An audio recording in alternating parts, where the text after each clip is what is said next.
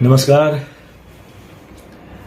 Success redefined के series of videos के बाद आज जो मैंने एक विषय चुना है वो है एंटरटेनमेंट। लेकिन मैं एंटरटेनमेंट को नए तरीके से डिफाइन करना चाहता हूं, इसीलिए इस वीडियो का नाम भी एंटरटेनमेंट रीडिफाइंड है। मेरी दिली इच्छा है कि मैं अपने ये विचार कि एंटरटेनमेंट दरअसल क्या होना चाहिए इस पर अपनी बात रखना चाहता हूं। आइए पहले समझते हैं कि एंटरटेनमेंट की जो चर्चित परिभाषा है, जो वेल नोन डेफिनेशन है, वो क्या है। अगर हम डिक्शनरी को देखते हैं और डिक्शनरी मीनिंग को समझते हैं तो एंटरटेनमेंट का जो शाब्दिक अर्थ है वो है एंजॉयमेंट, अम्यूजमेंट। उसमें ये भी आता है कि escaping from boredom and drudgery and mechanical human life, ये भी आता है। तो मनुष्य जाति ने इस तरह से अपने आप को अम्यूज करने की कोशिश, अपने आप को मनोरंजित करने की कोशिश सदियों से शुरू की है। चूंकि जीवन कठिन है, जीवन में डिफिकल्टीज आती रहती हैं। बोर्डम खासकर मनुष्य जाति के साथ एक बड़ी बीमारी है, वो है बोरियत, और वो है दूसरा है डिप्रेशन या दुख। ये कैसे भी करके मनुष्य को घेर लेता है। आप कितना भी अच्छा जीवन जिए, कितना ही सक्सेसफुल जीवन जिए, लेकिन देर सवेर ये दोनों महाबीमारियां मनुष्य को पकड़ लेती है। तो आसान तरीके हमारे पास अम्यूजमेंट के, एंजॉयमेंट के क्या है कि हम किसी न किसी माध्यम से खुद को एंटरटेन करें। ये शब्द एंटरटेन आया मतलब हम हंसें, नाचें, गाएं, शेर व शायरी करें, कुछ फिल्म देखें, कुछ ड्रामा देखें, कुछ पेंटिंग से एंटरटेन हो। किसी भी तरह के जो साधन हैं मौजूद अभी हमारे पास, उसके जरिए हम अपनी दैनंदिन समस्या से बाहर आए। तो बेसिकली बात ये आती है कि हम दैनंदिन समस्याओं से मुक्त होना चाहते हैं और इंद्रियों के सुख से थोड़े वक्त के लिए सुखी होना चाहते हैं। तो थोड़ा सा अगर हम हायर लेवल पे डिफाइन करें एंटरटेनमेंट को, तो वो एक तरह का एस्केप है। एंटरटेनमेंट एक बहुत बड़ी इंडस्ट्री के रूप में आज हमारे सामने आया है। इससे पहले इतने बड़े पैमाने पर किसी भी युग में, किसी भी सभ्यता में ऐसा नहीं था। तो ये मॉडर्न टाइम्स की देन है। एंटरटेनमेंट इतना बड़ा एक इंडस्ट्री बना है, ये मॉडर्न टाइम्स की देन है। मॉडर्न सिविलाइजेशन जो कि मशीन से अपनी एक पहचान बनाया, जिसने टेक्नोलॉजी और साइंस का जिसमें भरपूर इस्तेमाल हुआ है, तो एंटरटेनमेंट के वर्ल्ड में भी एक नया परिवर्तन आया। तो मशीनें, पहले फोटोग्राफ यानी फोटोग्राफी वाली मशीन, फिर सिनेमेटोग्राफी, फिर तरह तरह की और दूसरी चीजें आती गई, जिससे टेक्नोलॉजी तो बढ़ी और मनुष्य ने उस टेक्नोलॉजी के जरिए एक नए शिल्प का आविष्कार तो किया, लेकिन बातचीत और जो उसके कंटेंट है वो पुराना ही रहा या उसी को तोड़ मरोड़ के पेश किया गया। और कदम कदम पे ये शोध चलता रहा कि कैसे हम इस एंटरटेनमेंट के जरिए एक कारोबार भी बना पाए। उसको रुपए पैसे से भी तोला गया इस जमाने में। पुराने जमाने में तो ऐसा नहीं था। वहां तो अगर हम छोटा भी एंटरटेनमेंट करते थे या समझते थे तो उसमें पैसा खर्च कर देना और पैसा वापस न आना, ये एक समझी हुई बात थी।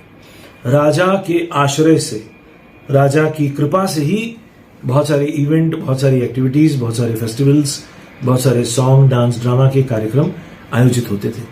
राजा की कृपा नहीं है तो ये कार्यक्रम हो नहीं पाते थे रेगुलर लेवल पे। तो वो एक अलग बात है, कभी उसका भी जिक्र करूंगा कि उस वक्त किस तरह से हमने खासकर थिएटर और डांस एंड म्यूजिक के जरिए समाज में एंटरटेनमेंट के साथ साथ कुछ और किया। तो कुल मिला के अभी जो मैंने बात कही वो एंटरटेनमेंट की डेफिनेशन, जो चर्चित डेफिनेशन है, अम्यूजमेंट, और उसको मैं और थोड़ा सा बेटर डेफिनेशन ये देता हूं कि हमारे सेंस ऑर्गन्स का प्लेजर।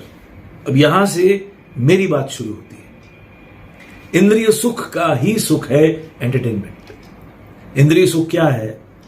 अच्छा खाना, अच्छा रहना, अच्छा पहनना, अच्छे घरों में रहना, जिससे हमारे ये जो एक्सटर्नल वर्ल्ड है उससे जो हमें आराम भी मिलता है, कंफर्ट का जीवन जिसमें मिलता है। और उसी इंद्रिय सुख में शामिल है दो बेसिक इंस्टिंक्ट्स, एक लव रोमांस सेक्स और एक वायलेंस। तो क्या हमारा तमाम एंटरटेनमेंट वर्ल्ड इन्हीं बेसिक इंस्टिंक्ट्स को केटर करने वाला एंटरटेनमेंट बन चुका है? अगर हम ये सवाल उठाएं तो इसके जवाब में हाँ ही मिलेगा। जो एंटरटेनमेंट के ठेकेदार बन चुके हैं, जो एंटरटेनमेंट के जरिए अपनी एक बड़ी इंडस्ट्री बना चुके हैं, खासकर हमारा फिल्म वर्ल्ड, हमारा टेलीविजन वर्ल्ड, हमारा एडवर्टीजमेंट वर्ल्ड, हमारा म्यूजिक इंडस्ट्री जिसमें पॉप सॉन्ग्स और उस तरह की म्यूजिक वीडियोस शामिल है, जिसमें बहुत सारा पैसा इन्वॉल्व है और जिससे बहुत लोग बड़ा पैसा भी कमा रहे हैं। थिएटर को मैं अलग रखता हूं, क्योंकि थिएटर में बहुत पैसा है नहीं। हालांकि थिएटर में भी बेसिक इंस्टिंक्ट्स को केटर करने वाले ड्रामाज किए जाते हैं कुछ रीजनल लैंग्वेजेस में, लेकिन हिंदी थिएटर में अभी ऐसी बात आई नहीं है। हिंदी थिएटर उस तरह से पनपा भी नहीं है और वो बेसिक इंस्टिंक्ट वाले थॉट वेव से गाइड नहीं हुआ है। मेरी नजर में ये अच्छी बात है। तो इसलिए हम कुल मिला के बात कर रहे हैं फिल्म, टेलीविजन, ओटीटी और म्यूजिक वीडियोस और एड फिल्म्स और इस तरह के मीडियम्स की, जिसमें लोगों ने अपना करियर बनाया है। बाकायदा ये किसी हद तक एक इंडस्ट्री की शक्ल ले चुका है और करोड़ों अरबों रुपए का इसमें कारोबार चलता रहता है। तो इसमें सफल कार्यक्रम, सफल धारावाहिक, सफल फिल्में आज के टाइम में, और जिसे लोग एंटरटेनमेंट कहते हैं, एक चर्चित डायलॉग एक फिल्म में सुनने को मिला था, देखने को मिला था, एंटरटेनमेंट एंटरटेनमेंट एंटरटेनमेंट। तो वो हुआ क्या फाइनली? मैं इतनी बातें बोल चुका हूं, तो उस एंटरटेनमेंट का अर्थ क्या हुआ? वन लाइन में कहूं तो वो आपके बेसिक इंस्टिंक्ट को यदि केटर कर रहा है तो ही वो एंटरटेनमेंट है, by and large for general masses. तो जनरल मास जो है वो हमारे लोअर इमोशंस से ही गाइडेड है। मनुष्य के भीतर जो लोअर इंस्टिंक्ट है, बेसिक इंस्टिंक्ट है, उन्हीं से वो गाइडेड है। और उस फीलिंग को यदि कोई भी प्रोजेक्ट, कोई भी एंटरटेनमेंट वर्क उसको फुलफिल करता है तो वो वर्क एंटरटेनिंग कहलाता है। ये वस्तु स्थिति है अभी की, ये अभी के मौजूदा हालात की स्थिति ऐसी है। पर क्या ये स्थिति सही है? क्या इस तरह का एंटरटेनमेंट वाजिब है? क्या जो एंटरटेनमेंट इंडस्ट्री को चला रहे हैं क्या वो सही काम कर रहे हैं, या कहीं जाने अनजाने कुछ गलती हो रही है और कुछ कमी रह रही है और हम ठीक तरह से एंटरटेनमेंट को न तो सिर्फ डिफाइन कर पा रहे हैं और ना ही उस पर ठीक से चल पा रहे हैं। इस पर कई वीडियोस पर बात करनी पड़ेगी। फिलहाल मैं अपने जीवन की यात्रा एक आर्टिस्ट के रूप में कहना चाहूँगा कि मैंने जब जीवन शुरू किया, मैं 17-18 साल की उम्र का था जब मैं कश्मीर से दिल्ली गया और मकसद था कि मैं एक्टर बनूं। और तब जब एक्टर बनने की ख्वाहिश थी तब ग्लैमर ही दिमाग में था, फिल्में ही दिमाग में थी और ये समझ में आता था कि फिल्मी दुनिया ही एकमात्र एरिया है जहां मुझे काम करना चाहिए। लेकिन शुरू में मुझे थिएटर करना चाहिए, तो मैंने थिएटर की दुनिया में इस इरादे से एंटर किया कि मैं यहाँ सीख के फौरन वो ग्लैमरस फिल्में, वो एंटरटेनिंग फिल्में करूंगा जिसमें नाच गाना वायलेंस सब होगा। तो थिएटर के दौरान ही मेरे जीवन में जो परिवर्तन आया वो मैं शेयर करना चाहता हूं। पहले तो मेरे लिए भी आर्ट, कला एंटरटेनमेंट ही थी। मैं यही एंटरटेनमेंट की परिभाषा से अपने आप को भी कन्विंस करता रहा कि हम जनता के मनोरंजन के लिए कुछ काम कर रहे हैं। और एज एन एक्टर, और जब आप अपने आप को थिएटर के जगत में एक प्रोफेशनल एक्टर के रूप में पेश कर रहे हैं और ट्रेन हो रहे हैं, तो ये आपकी जिम्मेदारी है कि आप जनता को मनोरंजित करे और जनता के प्रति आपकी जवाबदेही भी है। इसलिए आपको अपना काम बहुत अच्छे से आना चाहिए, काम सीखना चाहिए और जो एक एक्टर का जॉब है वो आपका परफेक्ट होना चाहिए, तभी आपकी परफॉर्मेंस का असर देखने वाले पे होगा। ये हमारी गाइडलाइन थी। और एंटरटेनमेंट में गुस्सा है, प्यार है, नफरत है, थोड़ा सा डांस है, थोड़ा सा म्यूजिक है, इस तरह से एक विश्वास बना था।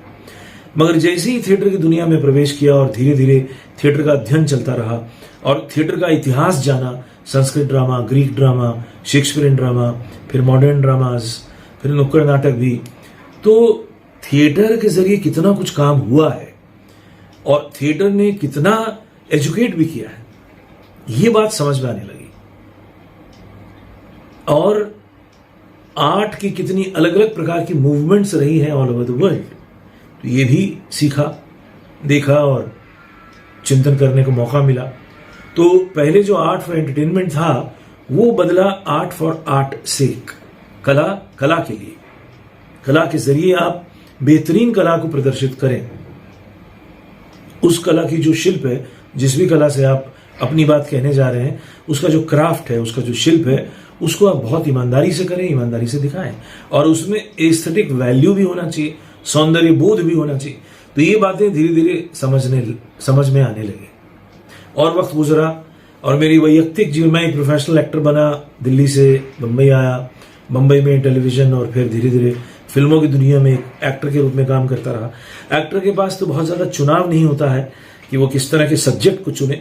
हाँ, वो रोल अच्छा हो, शुरू में उसके मन में यही इम्पॉर्टेंट बात रहती है कि रोल अच्छा हो और पैसे ठीक ठाक हो। तो इस दृष्टि से कई बार वो नेगेटिव रोल भी करता है, कई बार ऐसे प्रोजेक्ट्स में भी शामिल होता है जिसमें बहुत चीप थ्रिल्स हैं, जिसमें वही बेसिक इंस्टिंक्ट को लेकर ही बात कही गई है। तो एक्टर उस तरह से बहुत ज्यादा बौद्धिक लेवल पे चिंतन कर नहीं पाता है।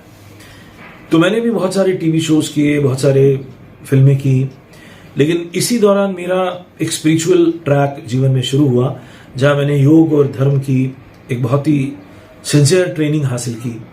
साधना जगत की दुनिया में मैं प्रवेश किया, दीक्षित हुआ, मेरे गुरु हुए और मैंने साधना जगत में कुछ हासिल भी किया। तो उसके बाद चिंतन में परिवर्तन आया और ये भी समझ में आया कि कला की असली भूमिका क्या है। कला केवल मनोरंजन करने के लिए नहीं है। जब कला का इतिहास के बारे में जाना तो ये पाया कि कला के जरिए तमाम गूढ़ फिलोसॉफिकल चिंतन, तमाम स्पिरिचुअल आइडियाज ड्रामा के माध्यम से, पोइट्री के माध्यम से, चित्रकला के माध्यम से, मूर्तियों के माध्यम से समाज के सामने पेश किए गए हैं। पहले से हर धर्म ने अपनी गूढ़ बात, अपना गूढ़ विचार कला के जरिए रखा है। ये एक नई बात समझ में आने लगी और इस पर जब मैंने गौर किया तो मैंने पाया कि पुराने लोगों ने कितना डीप और फिलोसॉफिकल वर्क किया है आर्ट के जरिए। आम आदमी तक वो बात जो केवल थोड़ा सा इंटेलेक्चुअल या जो एक अच्छा साधक है वही समझ सकता है, उसको सिंपल ड्रामा में, सिंपल पेंटिंग के जरिए, सिंपल एक मूर्ति के जरिए कैसे पहुंचा दिया, ये मेरे सामने एक नई चीजें खुली। तो मेरे लिए कला की परिभाषा नई हुई। कला cannot be entertainment, art is not entertainment, art is for spiritual blessedness, art is for the propagation of philosophical ideas. और मॉडर्न टाइम्स में हम ये देख रहे हैं कि आर्ट के जरिए वैसे भी कुछ एजुकेटिव आइडियाज तो प्रचारित और प्रसारित हुए ही हैं। मॉडर्न टाइम्स में भी ऐसा नहीं है कि आर्ट सिर्फ 100% एंटरटेनमेंट को ही कैरी कर रहा है, लेकिन बहुत से एजुकेटिव आइडियाज, एजुकेटिव थॉट्स और विचार, खासकर बच्चों के, वो कहानी और छोटे छोटे प्लेज और छोटी टेलीविजन शोज के जरिए भी या वीडियोस के जरिए भी पहुंचाने की कोशिश की गई। लेकिन पहले एंशिएंट सिविलाइजेशन में ये काम बहुत अच्छे से हुआ था। और एंशिएंट सिविलाइजेशन में क्या कुछ हुआ है इस पर मैं अगले वीडियो में बात करूंगा। तो आज की बातचीत का सारांश यही है कि हमने एंटरटेनमेंट को पहले समझा कि वो क्या है। वो बेसिकली सेंस प्लेजर के इर्द गिर्द घूमता है, नॉर्मल जो एंटरटेनमेंट है, और उसी सेंस प्लेजर को देने की कोशिश तमाम आर्टिस्ट करते हैं। इसलिए उनके मन में ये ख्याल रहता है कि क्या ये बात सामने वाले तक एंटरटेनिंग तरीके से पहुंच रही है। जो विचार मैं कह रहा हूं उसमें स्त्री पुरुष का प्रेम भी है, वो साधारण प्रेम है, और उसमें बहुत सारे वायलेंट आइडियाज भी हैं, वायलेंट थॉट्स भी हैं, और वायलेंट सब्जेक्ट्स भी हैं, और उसके अलावा कुछ नेगेटिव वर्ल्ड की भी बहुत सारी चीजें हैं, जिसमें ड्रग्स और अल्कोहल और ट्रैफिकिंग ऑफ विमेन एंड इससे रिलेटेड जो सब्जेक्ट्स हैं, इस पर फिल्में बनाना और टेलीविजन शोज बनाना, ये एक एंटरटेनमेंट इंडस्ट्री का एक मामूली हिस्सा बन गया है, जिससे सभी लोग गाइडेड हैं या यूं कहें मिसगाइडेड हैं। और मैंने अपने जीवन की यात्रा से एंटरटेनमेंट की एक परिभाषा ये दी कि art after a point should become a source of study and it should express spiritual ideas, spiritual blessedness, philosophical concepts, which not only should people think but also feel. Feelings भी दो तरह की है, एक हमारी लोअर बॉडी की feelings and emotions है, और एक हायर इमोशंस है, हायर इंटेलेक्चुअल इमोशन है, हायर डिवोशनल इमोशंस है। तो इससे संबंधित और सारी बातें 2-4 एपिसोड में करना चाहूंगा। आज की इस वीडियो को देखने सुनने के लिए धन्यवाद।